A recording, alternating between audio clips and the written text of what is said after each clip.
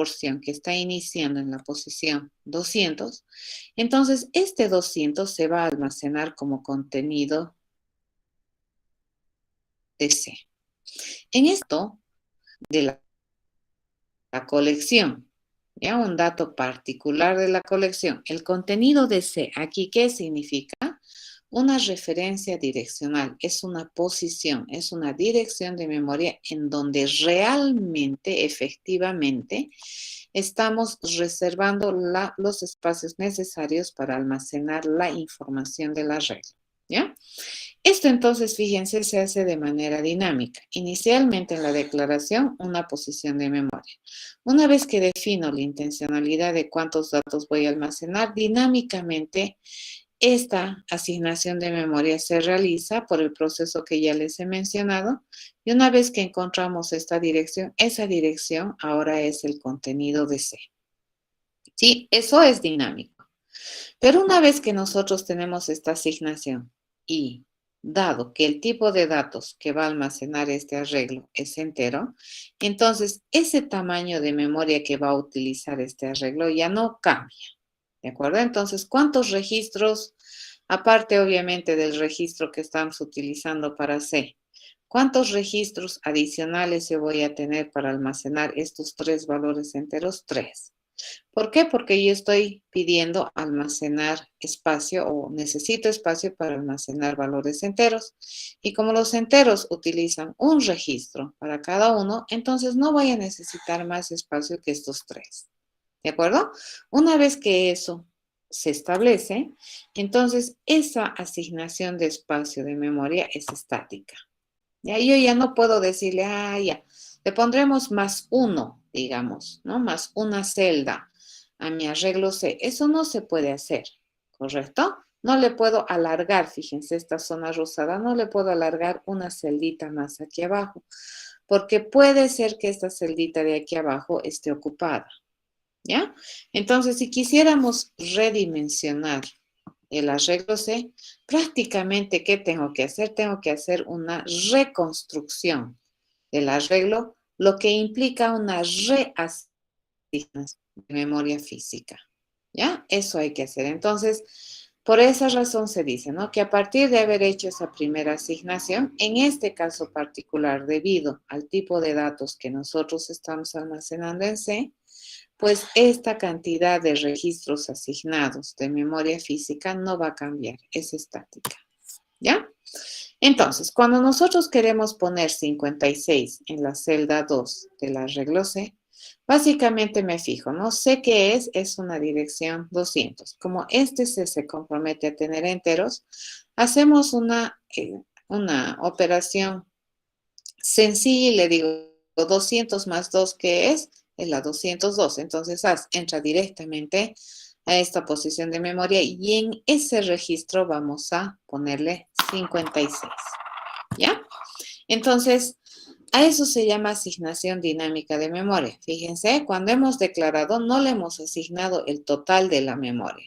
Sí, pero le hemos asignado mínimamente un registro. Y ese registro no almacena datos, ¿cierto? Del arreglo, sino va a almacenar en el futuro, cuando nosotros construyamos el arreglo, la cantidad o la posición, perdón, donde nosotros hemos encontrado una cantidad de celdas contiguas vacías. ¿Ya? Eso es lo que almacena. Entonces, C, nunca jamás olvidar que C en este tipo de declaraciones está almacenando una referencia direccional. ¿Ya? En la declaración no es verdad que se le asigna todo el espacio requerido a C. Cuando se le asigna aquí, fíjense, con esta instrucción de asignación, que tiene la misión de construir mi C. ¿Ya? Y una vez que hacemos eso, recién le asignamos dinámicamente la cantidad de espacios que se requiera como mínimo para poder administrar de manera interesante el almacenamiento de los datos en C. Pero a ver, si nosotros tuviéramos este arreglo, este otro que se llama CS, tiene más o menos conceptualmente la misma idea que este. ¿De acuerdo? Cuando nosotros veamos la declaración, cuando se ve la declaración, ¿qué es lo que se hace internamente? se le asigna espacio de memoria, pero se le va a asignar todo el espacio de memoria que requiera para almacenar las cadenas que se compromete a contener CS. Pues no, porque primero, no sabemos cuántas cadenas es el compromiso de almacenamiento y segundo, no sabemos cuántos caracteres va a tener cada cadena. Y entonces aquí tengo una complicación doble o un desconocimiento doble, le llamaremos, para poderle asignar directamente en esta instrucción de declaración la cantidad de memoria que se requiera. No es verdad. Pero mínimamente, ¿cuánto espacio le vamos a reservar? 1. Y este 1, por defecto, nuevamente va a ser nulo. ¿Qué significa? Que todavía yo no he construido de manera correcta o de manera completa, le llamaremos, ¿de acuerdo? La variable, de tal manera que yo haya asignado espacios de memoria efectivos para los datos que se supone va a almacenar CS. En este caso, CS está haciendo referencia a una posición de memoria donde estamos esperando poner en algún momento la dirección de la memoria donde efectivamente nosotros estemos almacenando los datos de CS. ¿Ya? Cuando hacemos esa construcción, por ejemplo, ¿no? De CS, queremos que CS sea un arreglo que me permita administrar 5 cadenas. Entonces aquí este 5 ya me da, ¿no? Una idea.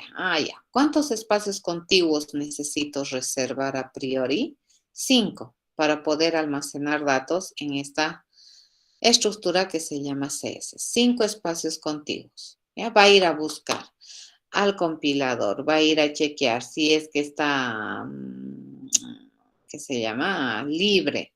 Y si es que está libre, ¿dónde? ¿Ya? ¿Dónde empieza la posición de memoria libre? Por ejemplo, acá, mi posición de memoria libre, yo tengo estas 5, ¿no? Libres, donde empieza en 600. Entonces, esta dirección la vamos a almacenar ahora como el contenido de CS. CS, ¿qué tiene como contenido directo? La dirección donde está reservado el espacio para contener los datos del arreglo CS. Ya CS directamente no contiene datos, ya contiene una dirección donde van a estar almacenados los datos. Ahora, fíjense, en esta sección verde que tenemos acá, la cantidad de celdas o de registros que se ha ido a buscar de manera contigua son 5. Pero a su vez, cada uno de estos registros, fíjense, me está diciendo que todavía no tiene espacio de memoria asignado real para cada una de las celdas de ese arreglo. ¿Por qué? Porque el tipo de datos que va a almacenar es una cadena. ¿De acuerdo? Y las cadenas para nosotros son datos compuestos. Es decir, se componen de datos primitivos. Dices. Entonces, yo no sé cuánto espacio se requiere para cada una de las cadenas de este arreglo. ¿Eso de qué va a depender? De cuán larga es cada una de las cadenas. No es lo mismo almacenar la cadena A que almacenar la cadena Hola Mundo Cruel. ¿Correcto? No es lo mismo. ¿Estamos de acuerdo? Nuestro criterio común, nuevamente, nos dice que la primera cadena necesita menos espacio que la segunda cadena. Como ahorita yo no tengo la menor idea, fíjense, de qué cadenas va a tener este arreglo, entonces aquí, ¿qué le estoy diciendo? Que voy a tener 5, a su vez, registros que por el momento no tienen asignado espacio de memoria efectiva para contener los datos. ¿Cuándo le vamos a asignar? Cuando requiramos esa memoria para almacenar un dato. Por el momento, no estamos requiriendo, fíjense, almacenar ningún dato. ¿Sí? Así funciona. Ok, una vez que yo le digo, en la celda 1 de CS quiero poner ALA, la cadena ALA, entonces viene acá, ¿no? Y dice la celda 1 vendría a ser 600 más 1, que es esta, ¿no? Y le vamos a poner ahí ALA. Dice, ok. ALA es una cadena que tiene 3 caracteres.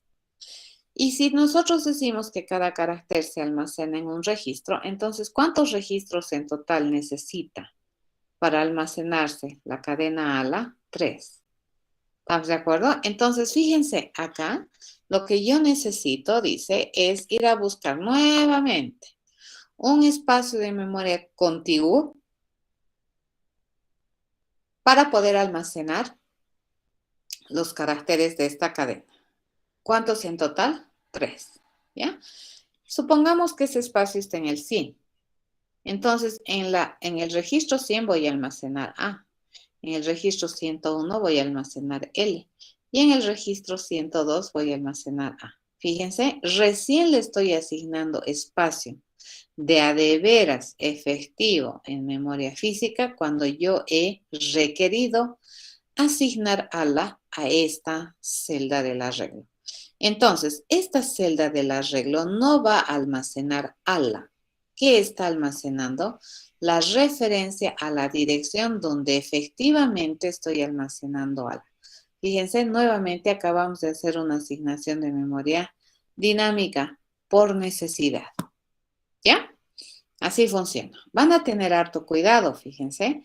Dentro de lo que estamos manejando en nuestra memoria metafóricamente, yo estoy pudiendo distinguir que lo que almacena cada registro de esta memoria puede estar diferenciado entre un valor de dato o un valor referencial. Por ejemplo, el 40 es un valor de dato directo.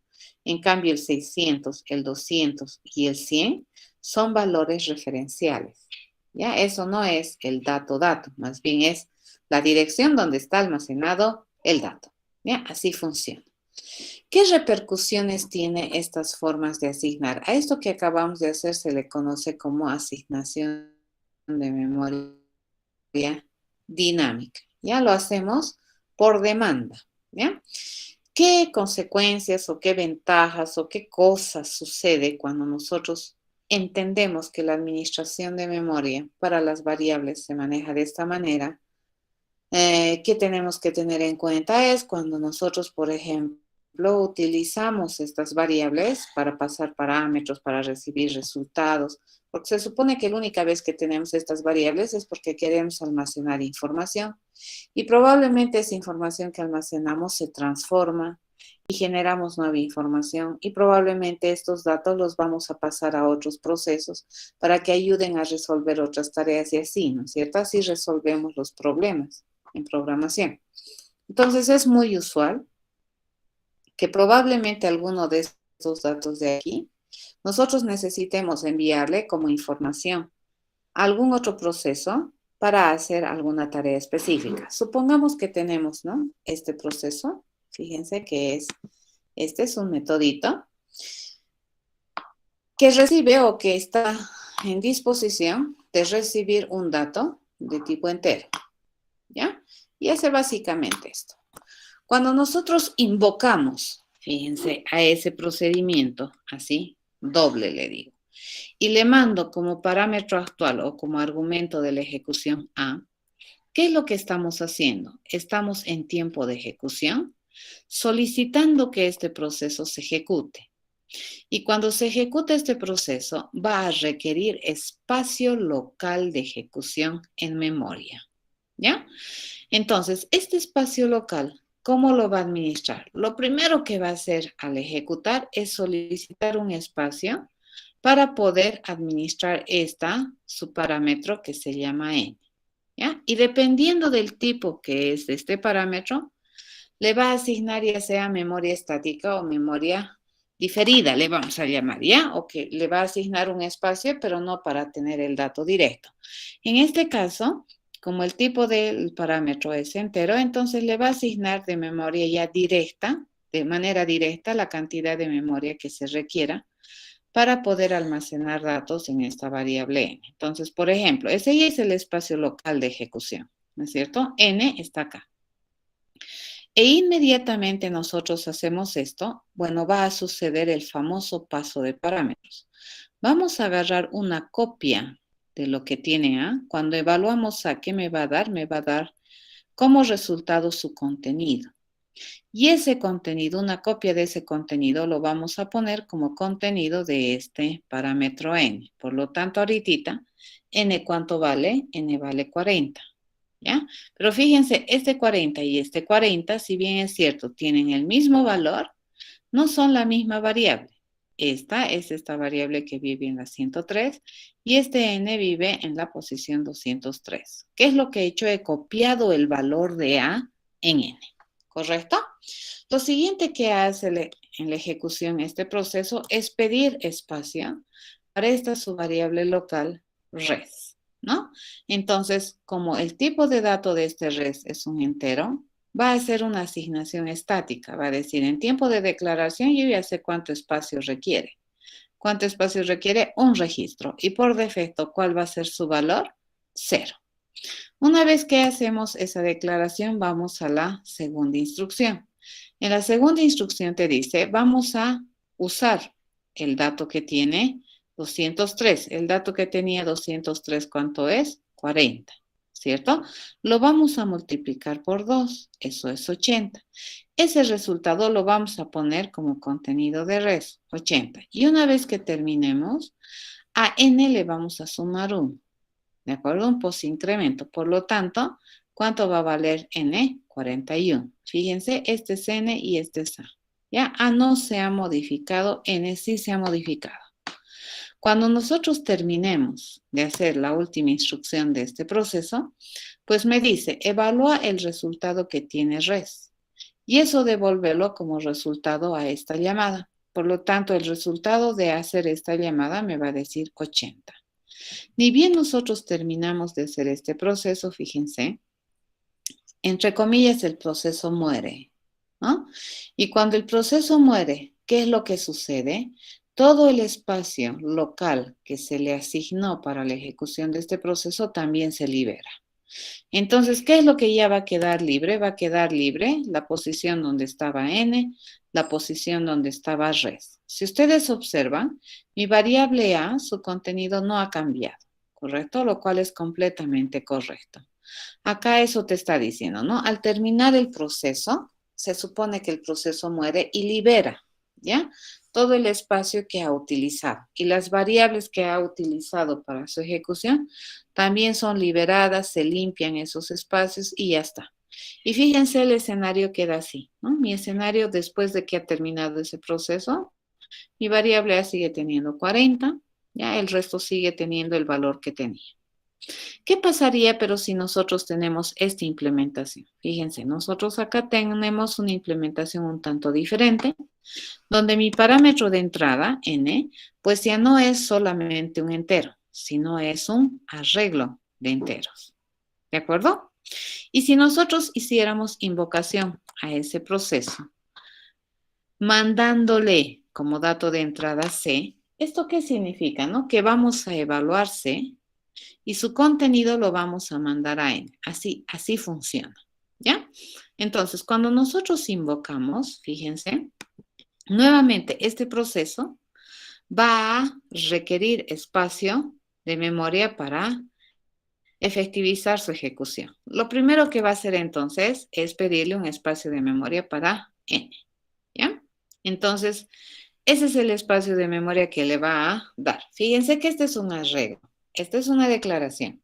Y como siempre, el espacio de memoria que le da mínimamente es 1. Y en este instante de tiempo le va a dar 1.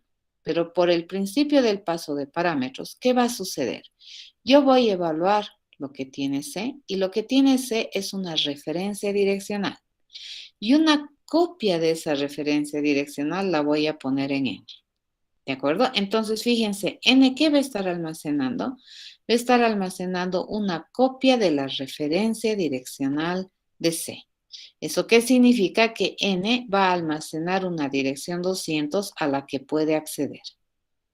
¿De acuerdo? Primera cosa. Entonces, ¿qué estamos haciendo? Estamos copiando el valor que tiene C en N.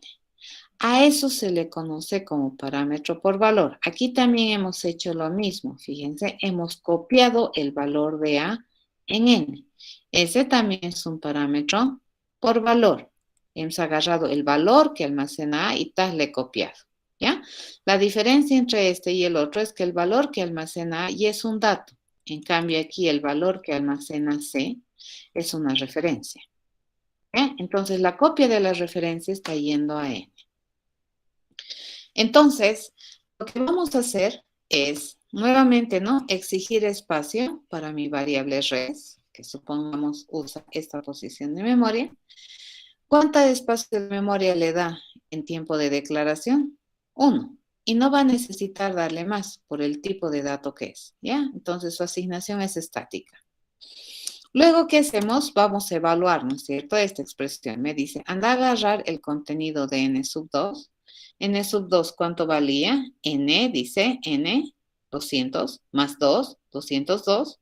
Acá había 56, ¿cierto? Ese 56 me dice, multiplícalo por 2. ¿Eso qué va a hacer? Me va a calcular 112. Ese 112 ponele como contenido de res. E inmediatamente termines, aumentarle 1 a la celda 2 del arreglo n. ¿Ya? Entonces aquí yo le aumento 1. Por lo tanto, el valor nuevo que va a tener esta celda es 57. ¿Correcto? Una vez que pasamos eso, me dice, bueno, iremos a mi res. Dice, vamos a retornar res y resulta que resultado de este proceso que me va a devolver 112. ¿De acuerdo? Una vez que termine este proceso, fíjense, el espacio va a morir, ¿cierto? Y todo lo que haya utilizado este proceso también muere, ¿no? Va a morir, fíjense, termina. Ya no hay el res, ya no hay el n, pero fíjense, el cambio que nosotros habíamos hecho en la posición 202 se mantiene, ¿ya? Aún está reflejado. ¿Estamos de acuerdo? Entonces, cuando termina este proceso, el espacio muere, sus variables mueren, pero a pesar de que sus variables han muerto, hay un cambio que yo he hecho dentro del proceso que se ha mantenido aún después de que el proceso haya muerto y todos los recursos del proceso hayan muerto, ¿cierto? ¿Por qué este espacio de memoria no muere, digamos, no se libera? Porque todavía este les está referenciando, ¿ya? Así funciona. Dices, interesante. Es por la forma en cómo se administra la memoria que nosotros estamos haciendo esto. Entonces, dependiendo de cómo es que tú tienes tus parámetros, qué tipo de dato es un parámetro, nosotros podemos empezar a distinguir entre qué clasificación de parámetro vendría a ser un parámetro dentro de un proceso. Por ejemplo, acá, en este n se convierte en un parámetro que solamente recibe el dato como entrada. Sí, este me sirve solamente para ingresar datos, porque cualquier cosa que yo haga en n no se refleja fuera. Y entonces este parámetro tiene la misión solamente de recibirme datos para ayudarme a hacer mi problema.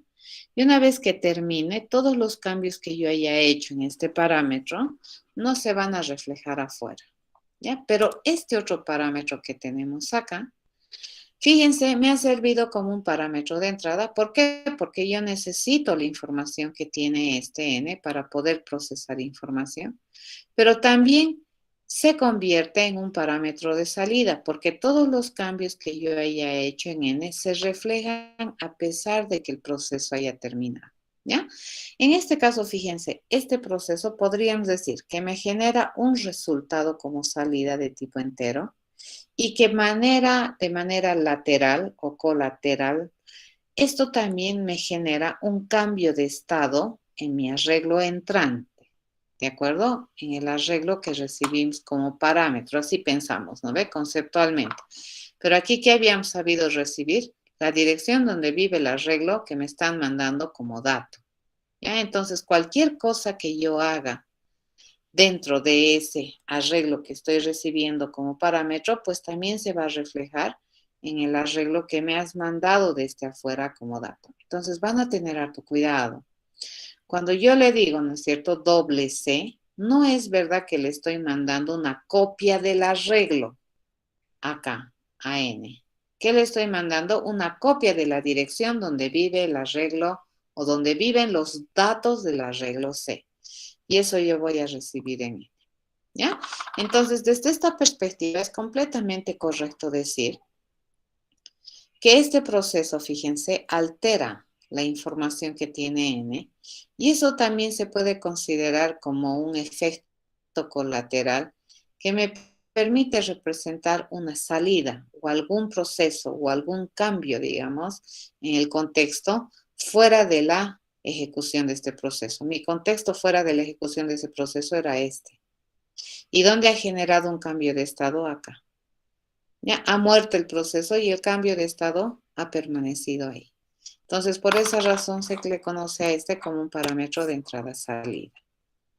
Es muy usual que nosotros, cuando tenemos un arreglo y queremos llenarlo de manera aleatoria, por ejemplo, un arreglo de enteros, utilicemos una funcionalidad que se dedique a hacer el llenado de estos datos, ¿no? Por ejemplo, ¿no? Yo tengo esta funcionalidad que se llama llenar.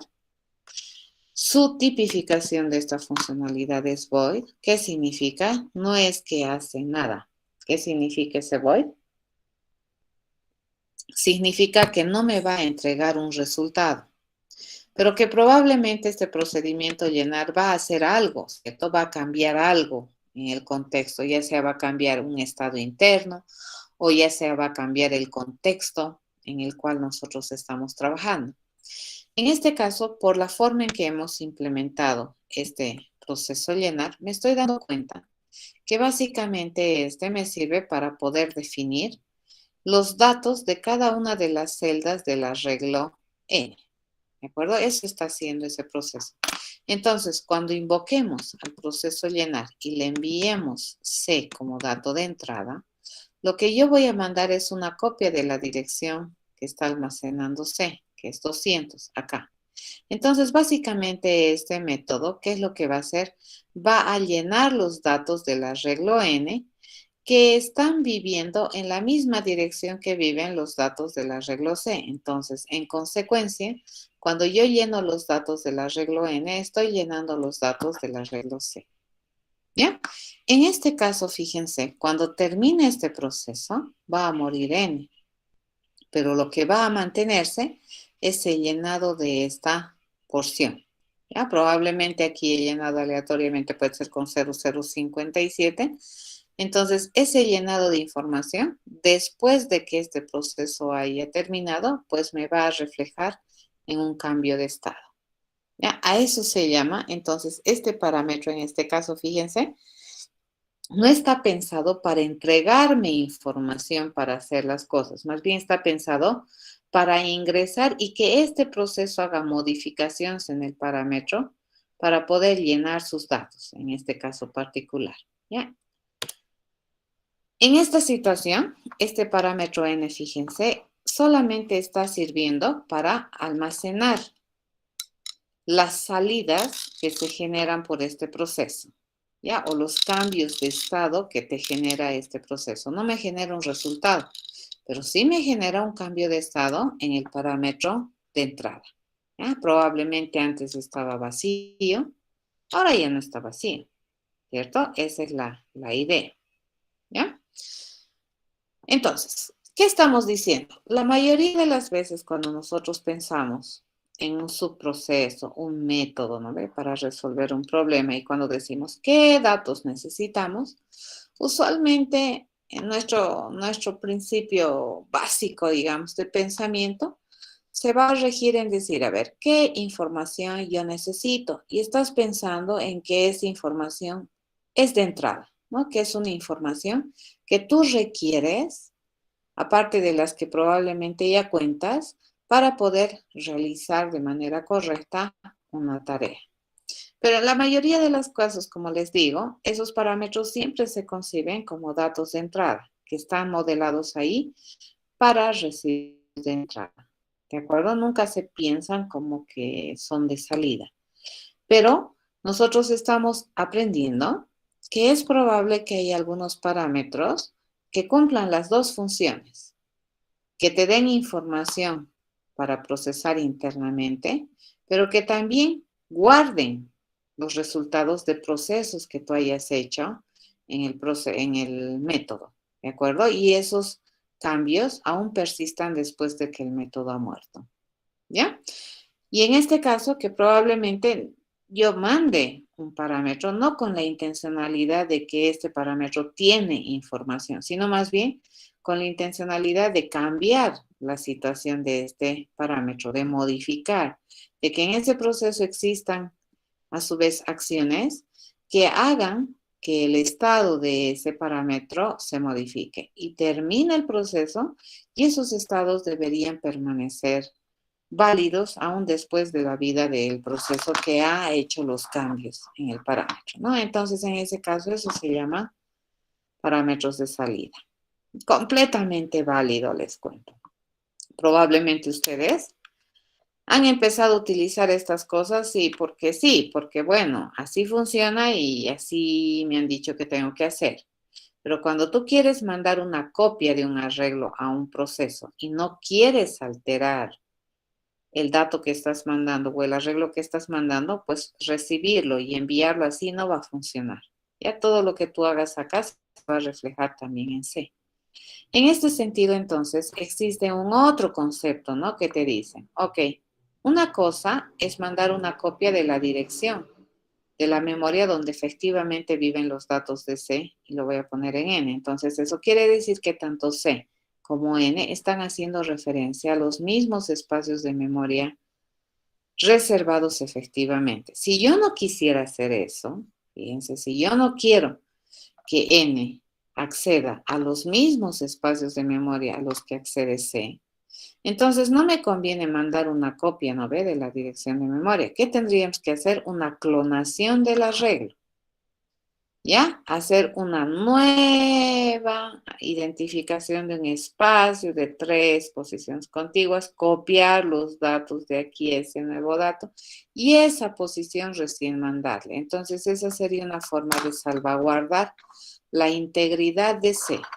¿Ya? Pero si no hago eso, entonces tengo que estar consciente que cuando yo mando C como parámetro a un método, y si es que en ese método hay alguna alteración en mi parámetro que ha recibido la copia de la información de C, pues nosotros también vamos a verlo reflejado en los datos que está referenciando C.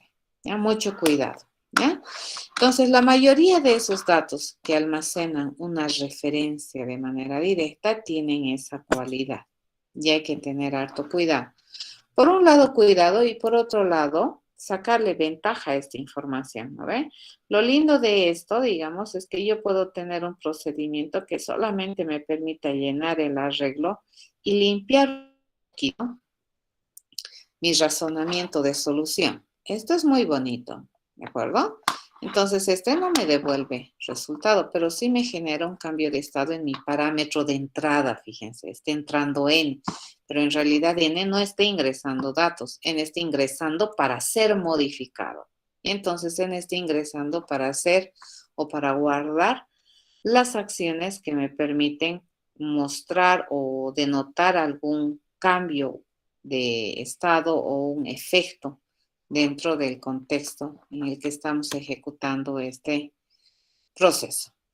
¿Qué hemos aprendido? A ver, que cuando nosotros trabajamos con variables, muy rara vez ustedes van a decir, ¿no? Ah, la variable C, que era un arreglo, almacena una memoria. No. En términos conceptuales, para mí C es un arreglo. Para mí C es el todo, ¿de acuerdo? Conceptualmente hablando. Pero internamente en la memoria, pues, se operativiza de la forma en que les he comentado. Por lo tanto, todas las variables que nosotros manejamos en nuestro programa siempre van a almacenar valores. ¿Ya? Por ejemplo, A almacena un dato. A C sub 0 almacena un dato. C almacena una referencia direccional. CS almacena una referencia direccional. CS sub 0 almacena una referencia direccional. ¿No ve? Estas son direccionales. ¿De acuerdo? Pero toditos son valores, así se llama, ¿ya? Almacena valores. La diferencia es qué tipo de valor. ¿Y de qué va a depender? ¿Qué es lo que almacena? Va a depender del tipo de dato con el que estás trabajando. Si cuando tú, la máquina ejecutora encuentra una variable, ¿no?, que hace referencia a un tipo de dato primitivo, entonces en tiempo de declaración, fíjense, ya le va a asignar la cantidad de memoria que necesite. Sin problemas, sin temor. sin pensar que en el futuro, va a requerir más. No, no va a requerir más. Ya se sabe a priori cuánto se requiere. Y cuando te da un espacio de memoria, incluso para indicar que todavía no tienes asignado espacio de memoria, cuando tienes un tipo de variable que hace referencia a un dato compuesto. ¿Ya? El null, ¿qué significa? Ok, tenemos, ¿de acuerdo? La variable, pero resulta que la variable todavía no tiene efectivamente el espacio de memoria para poder almacenar el dato, porque en realidad ni siquiera dato tenemos. ¿Ya? Y como no sabemos exactamente cuánta información va a almacenar, entonces preferimos solamente decirle que todavía no existe espacio de memoria asignado para el dato verdadero. Cuando nosotros hacemos BlueJ y hemos estado viendo, ¿no es cierto?, las ejecuciones, y cuando nos responde un resultado, los resultados usualmente a veces son de dos formas, ¿no? En la interfaz del ID del BlueJ. Te puede responder un número en la ventanita o te puede responder una flechita, ¿cierto? Cuando te responde una flechita quiere decir que el valor que te está respondiendo es una referencia. ¿De acuerdo? No es un dato directo, es una referencia. Pero cuando en la cajita de resultado ya te da un valor, digamos, específico de dato, como 30, 40 o una cadena específica, te está devolviendo ya el valor. ¿Estamos de acuerdo? Así funciona. Entonces, BlueJ es bien interesante, ¿no? Hasta en eso te ayuda a entender un poquito qué es lo que está sucediendo y qué es lo que representa cada una de esas variables. ¿Ya? Ok, entonces una cosa, fíjense, es trabajar con los valores que almacenan estas variables. Otra cosa es qué tipo de valores guarda. Este es un valor de dato, este es un valor referencial, este es un valor de dato, valor referencial.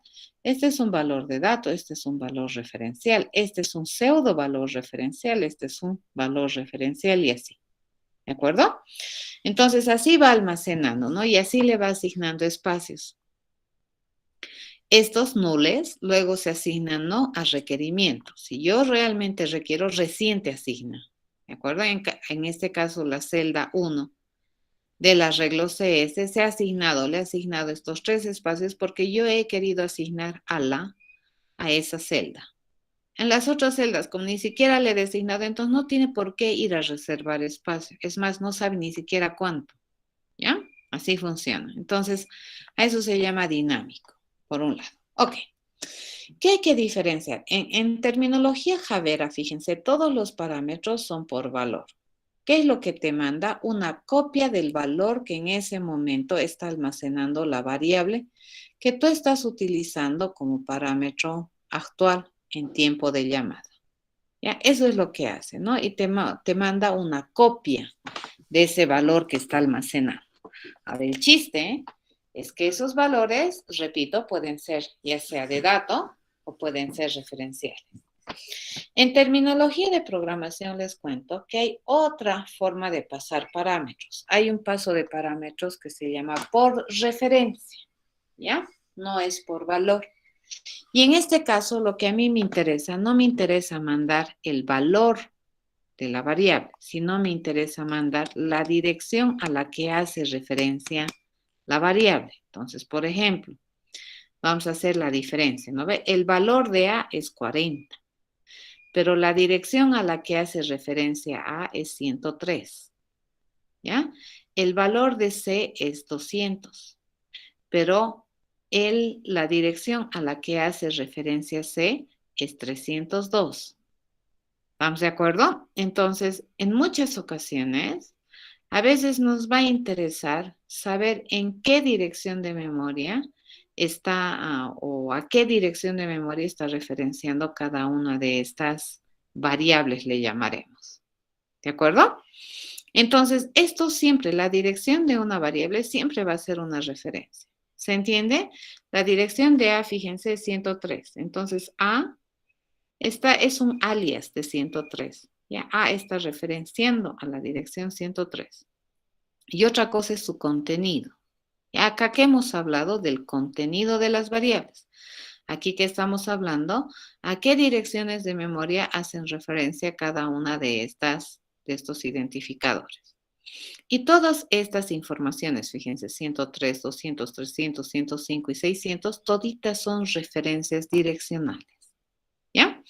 Entonces, hay posibilidades de que en vez de mandar el valor que contiene una variable, yo le pueda mandar la dirección a la que hace referencia una variable. Y cuando yo mando eso, a eso se llama paso de parámetros por referencia, ¿cierto? Eso es. En terminología Javera les cuento, no hay paso de parámetros por referencia. Sí, no hay.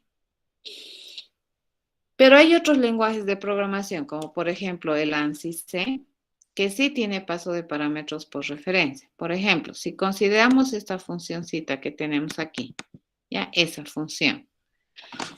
Si ustedes observan, sus parámetros formales son X e Y, ¿ya? X parece ser algo de tipo entero e Y parece ser algo de tipo carácter. ¿Qué tiene de peculiar esta definición de parámetro? El uso del asterisco, ¿ya? El asterisco en este contexto, fíjense, ¿qué me dice? Que lo que yo voy a recibir no es un valor entero, sino voy a recibir una dirección que hace referencia a un valor entero en X. Y en Y, ¿qué voy a recibir? La dirección a una posición de memoria que tiene un carácter. Eso voy a recibir, ¿ya? A ese asterisco que tenemos ahí se le conoce con el nombre de puntero en C, ¿ya? Y básicamente eso hace referencia, como su nombre dice, ¿no? Apunta a una dirección de memoria. Entonces X, ¿a quién va a estar apuntando? A una dirección de memoria, ¿correcto? ¿Cómo se utiliza esto? Por ejemplo, si nosotros tenemos que A es 40 y B es la letra A, y que A le hemos asignado la posición de memoria 103 y B está referenciando a la posición de memoria 300. Si yo le quiero mandar, en vez de mandarle 40 y A la letra A, yo quiero mandarle 103 y 300, entonces yo le voy a anteponer a estas mis variables o a estos mis parámetros actuales, le voy a anteponer un I comercial. Ya, ampersand A, ampersand B. Entonces, con esas notaciones, yo estoy diciéndole que para utilizar esa función, yo no quiero mandarle el contenido de A, quiero mandarle la dirección a la que hace referencia A. ¿Ya? Eso. Entonces, en esta llamada proceso, fíjense, lo que va a recibir en X es 103 y lo que va a recibirse en Y es 300. Entonces, todo lo que yo haga en X también se va a hacer en A. ¿Eso qué significa? Fíjense, que X está apuntando también aquí al 103 y que Y está apuntando aquí al 300. Entonces, cualquier operación que yo haga en X también lo voy a hacer acá. Vamos a hacer en esta posición de memoria. ¿De acuerdo? Entonces acá estamos mandando parámetros por referencia. No le estoy mandando una copia de su valor, le estoy mandando la dirección donde vive esa variable. En consecuencia, cualquier cosa que yo haga dentro de esta función con X y con Y se va a reflejar en A y en B respectivamente. A eso se llama paso de parámetros por referencia. ¿De acuerdo? En C hay una función, aquella gente que sepa C, por ejemplo, hay una función que se llama scanf, que es la que más se utiliza probablemente, y me permite, ¿no ve?, definir los datos de las variables a través de la lectura de datos por teclado. Y en el scanf, si tú, por ejemplo, quieres definir el dato de una variable, por un dato que está leído de teclado, tú le vas a mandar scanf ampersand A. ¿De acuerdo? ¿Por qué? Porque le estás diciendo que defina el contenido de A. No le voy a mandar el contenido de A. Le voy a mandar la dirección donde se supone que tú tienes que ponerle contenido. Y esa dirección es la misma dirección a la que está referenciando A. ¿Ya? Por lo tanto, fíjense, estos parámetros que tenemos aquí siempre van a ser parámetros usualmente de entrada-salida. Cuando yo tengo esa clase de parametrización por referencia, tiene una tiene una intencionalidad. Yo jamás te voy a mandar, ¿no ve? ¿Dónde vive mi dato? O cuál es la dirección donde está mi dato, a menos que quiera que cualquier cosa que hagas aquí también se refleje en la misma posición. Pero si yo no quiero, entonces no me conviene mandarle, ¿no ve? Por referencia tendría que mandarle una copia del valor. ¿Estamos de acuerdo? En terminología Haber, entonces, rememorando, resumiendo, no te permite el paso de parámetros por referencia. Ya todo es por valor. Ahora, ¿cuál es la clave? Que hay algunos valores que son referencia y algunos valores que son datos. Siempre te manda por copia. Ya aquí también no te copia, pero aquí te está copiando la dirección. Ya, esto es parámetro por referencia, le estás mandando la dirección. ¿De acuerdo? Eso.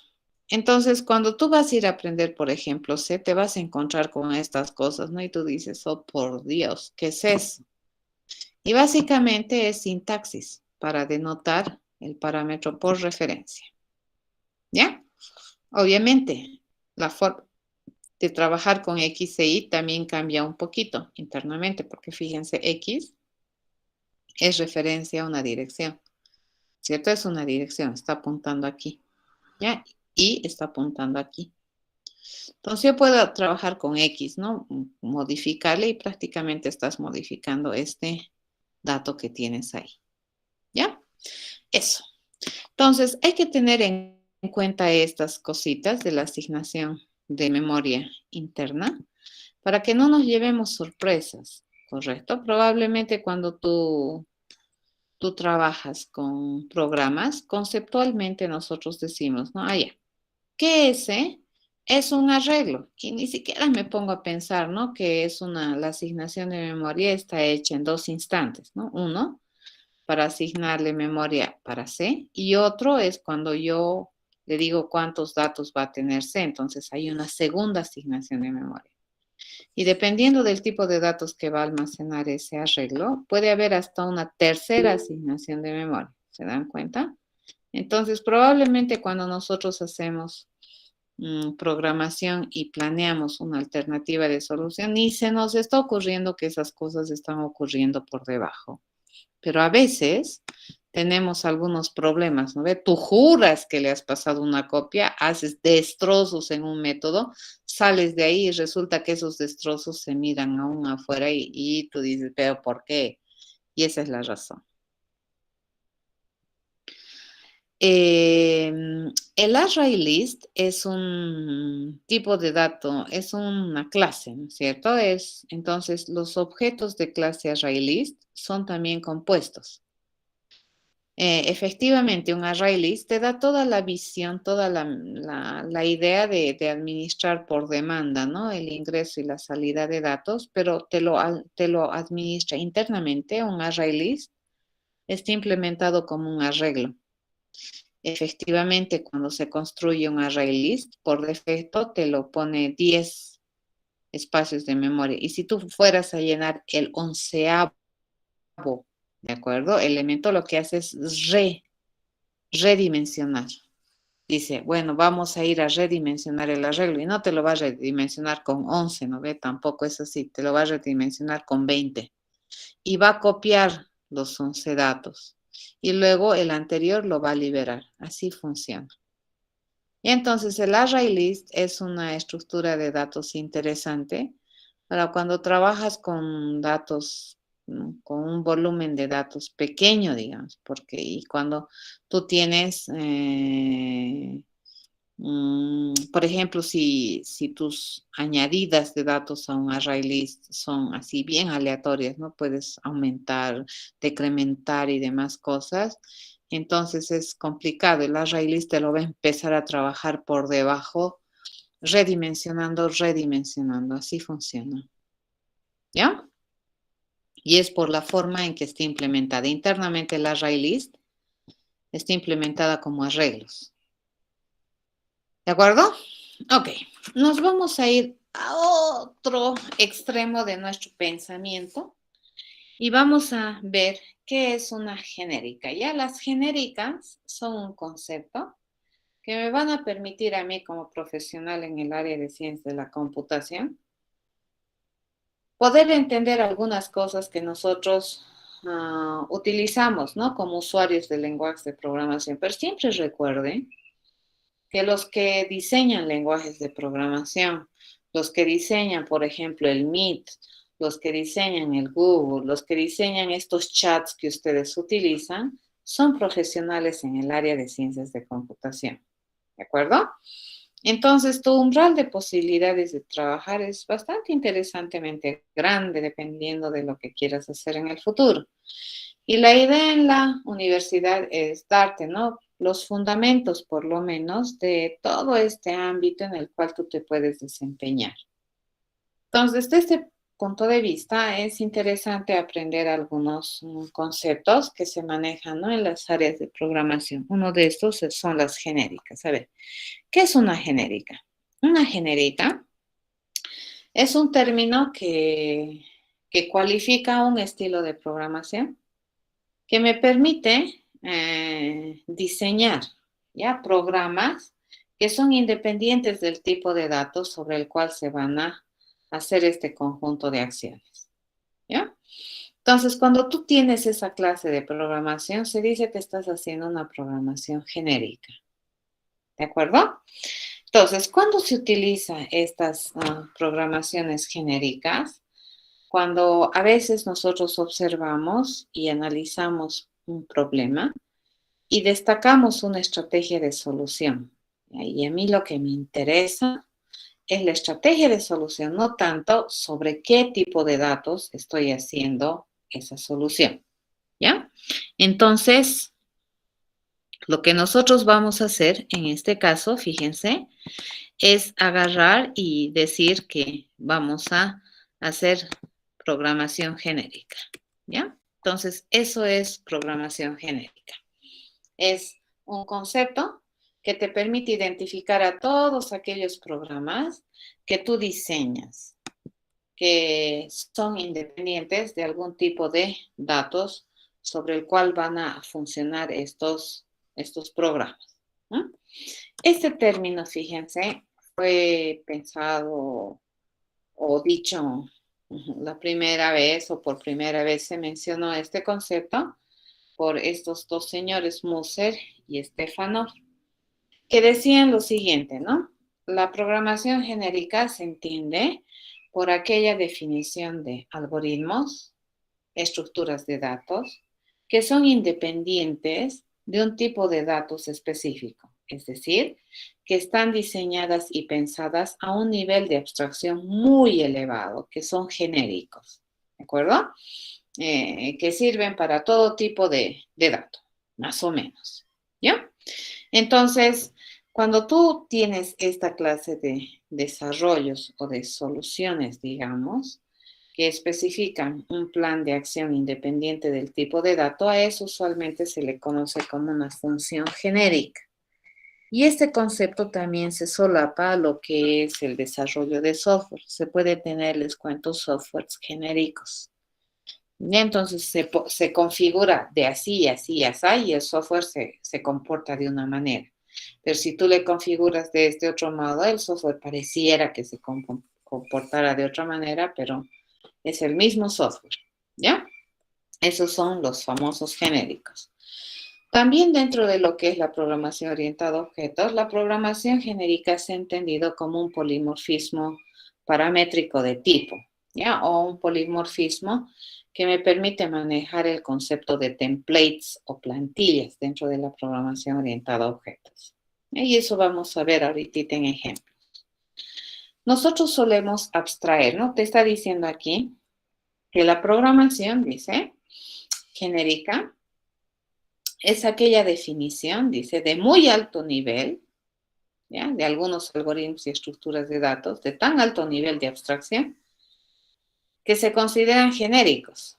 ¿Ya? Nosotros sí hemos hablado de niveles de abstracción cuando hemos hablado generalización, especialización en modelos orientados a objetos.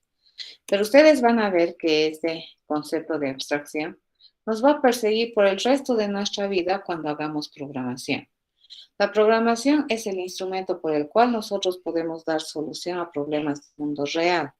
Y nosotros hacemos observación del mundo real, abstraemos ese mundo real, representamos ese mundo real e intentamos dar solución con un plan, con un plan de acciones, digamos, para resolver el problema. Entonces, probablemente las cosas que nosotros más abstraemos son los datos que observamos en el mundo real. ¿De acuerdo? Observamos datos y los representamos. Vemos una persona y la abstraemos y la representamos. ¿De acuerdo? Entonces, los datos es nuestro primer nivel de abstracción con el que nosotros nos enfrentamos a la hora de programar. El segundo nivel de abstracción que tenemos es cuando, por ejemplo, yo digo, ¿no? Voy a tener este proceso, este conjunto de instrucciones y probablemente lo voy a utilizar más de una vez. Entonces, ese conjunto de abstracciones, de instrucciones, lo voy a nominar, le voy a poner un nombre y luego cuando yo necesite usar ese conjunto de instrucciones solamente voy a invocar.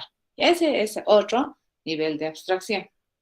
Otro nivel de abstracción que ustedes manejan es la definición de tipos de objetos. Los objetos, por naturaleza, son tipos de datos abstractos, ya que además de tener información, fíjense, tienen funcionalidad, o sea, son bastante complejos.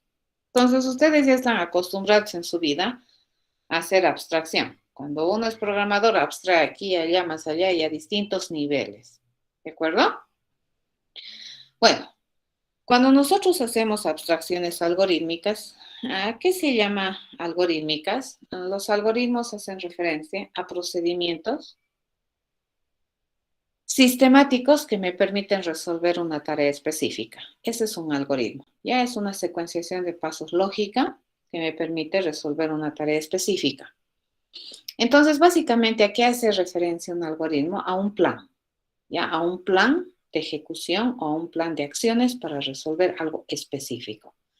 Entonces, nosotros podemos hacer abstracciones, digamos, a nivel de un plan de solución. Y sí, ¿ya? Por ejemplo, les voy a mostrar este.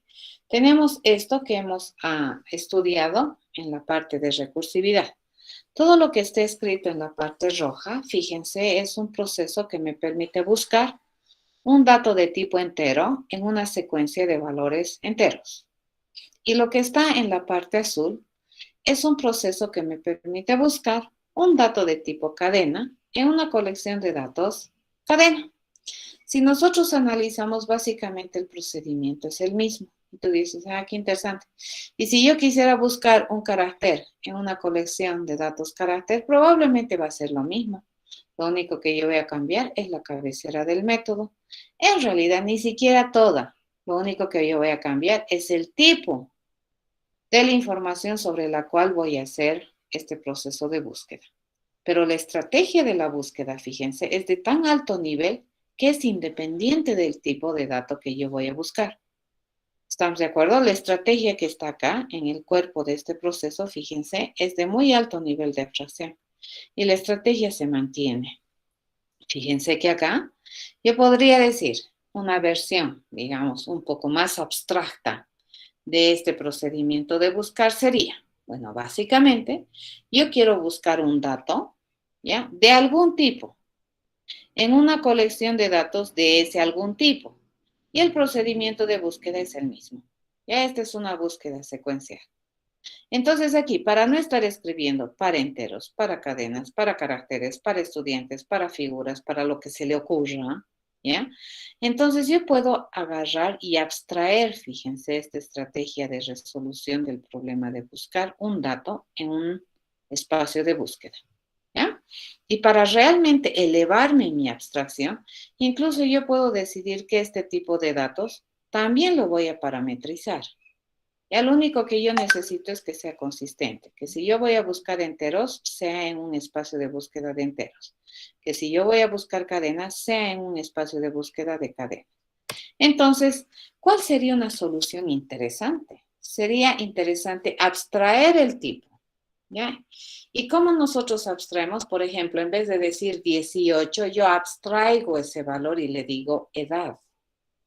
¿De acuerdo? En vez de decir Luis, yo abstraigo ese valor y le digo nombre, ¿correcto? Entonces le estoy nominando. Estoy agarrando un concepto general que determine de manera abstracta un futuro valor, ¿ya? O algún valor, ¿sí?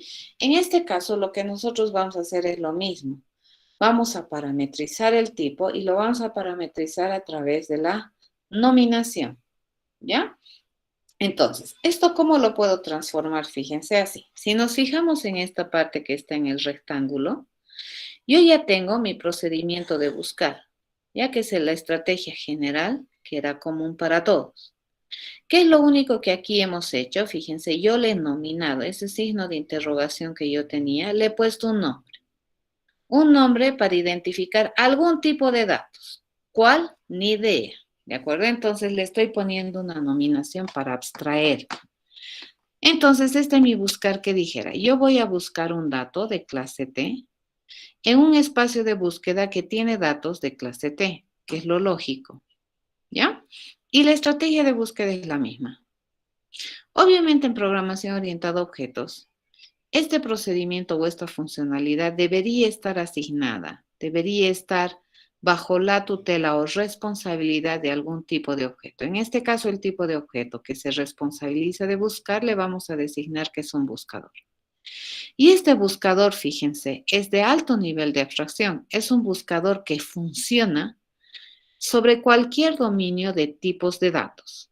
¿Ya? Entonces, aquí, ¿qué le voy a decir? Que yo voy a parametrizar el tipo de datos y voy a decir que T es el nombre, es la abstracción para el tipo de dato.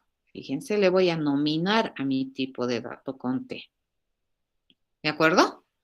Y una vez que nosotros tenemos eso, entonces podemos definir, fíjense, esta estrategia y nuevamente este parámetro de tipo lo vamos a poner aquí. Entonces, este buscador ya no solamente busca en un dominio de enteros, no solamente busca en un dominio de cadena, no solamente busca en un dominio de caracteres, va a buscar en cualquier dominio de datos.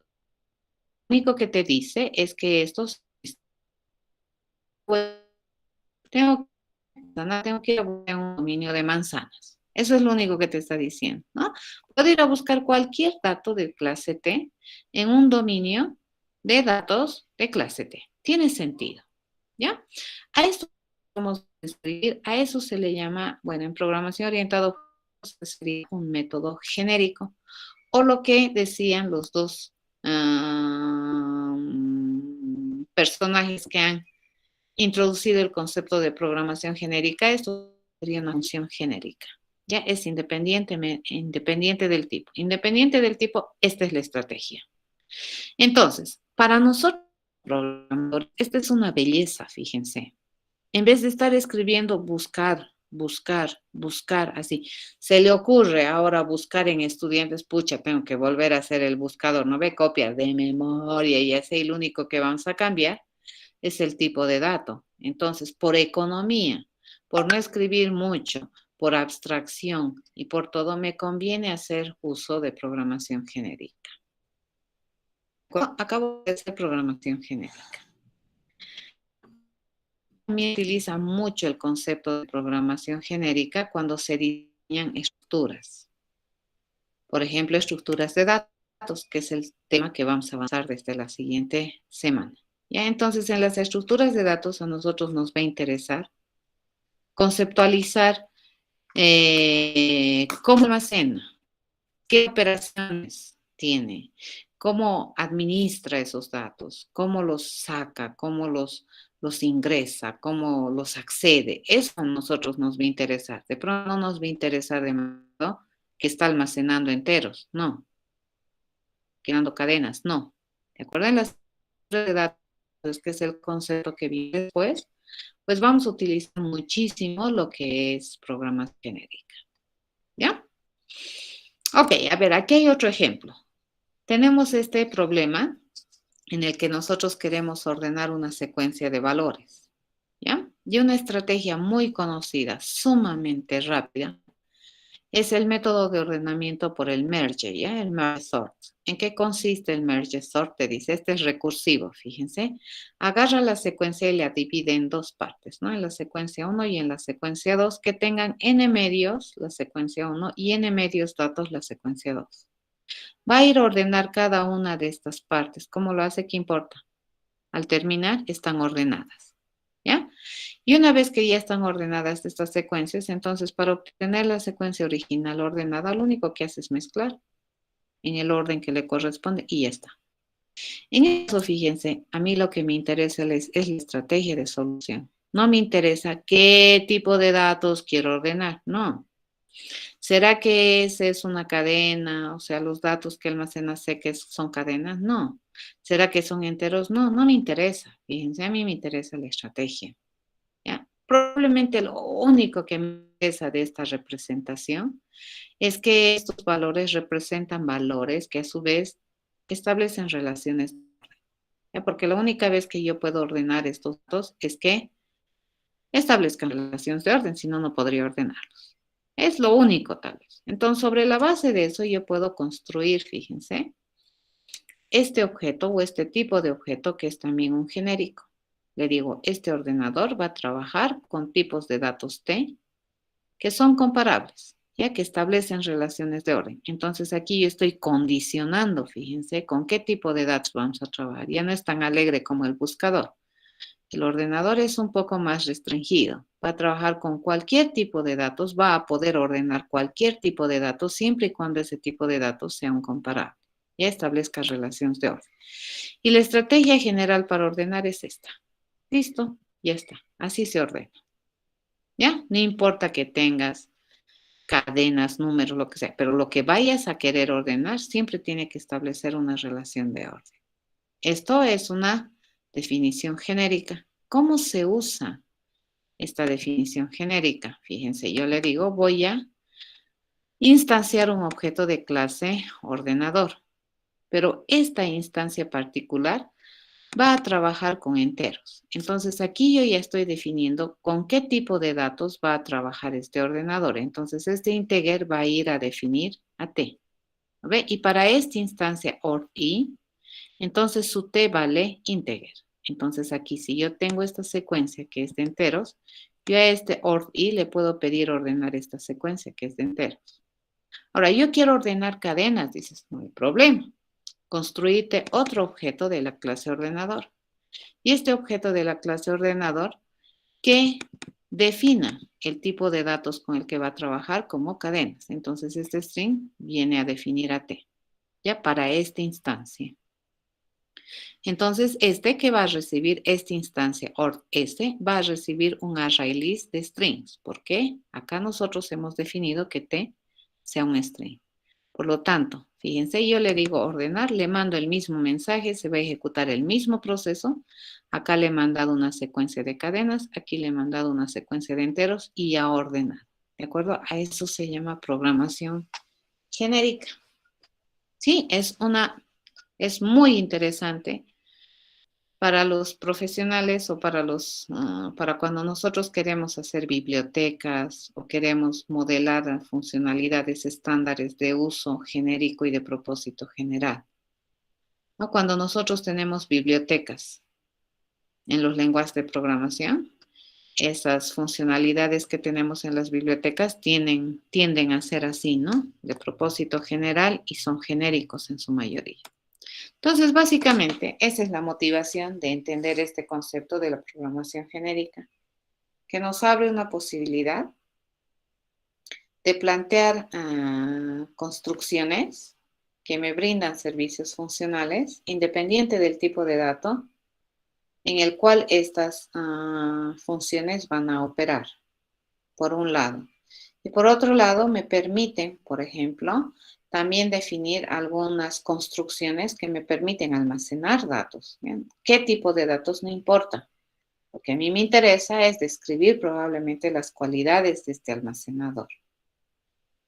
¿Qué ventajas tiene la programación genérica? Como hemos visto, es la economía. Fíjense, en vez de estar escribiendo un buscar para cada tipo de dato que se te ocurra, yo voy a escribir solo uno y voy a parametrizar el tipo de datos.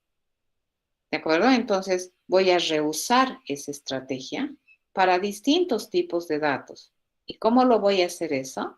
Parametrizando el tipo de datos. A eso se llama template, plantilla, como lo describía en el libro Patrones de Diseño. ¿Ya? Eso. Entonces, nos vemos la próxima semana. Si tienen alguna duda respecto a estos temas que hemos visto, pues el lunes me las comentan y podemos aclararlas. Pero estos son conceptos que vamos a utilizar para entender mejor algunas implementaciones que vayamos a hacer cuando empecemos a conceptualizar, analizar, implementar, entender lo que es una estructura de datos. ¿De acuerdo? Nos vemos el día lunes, jóvenes. Hasta luego.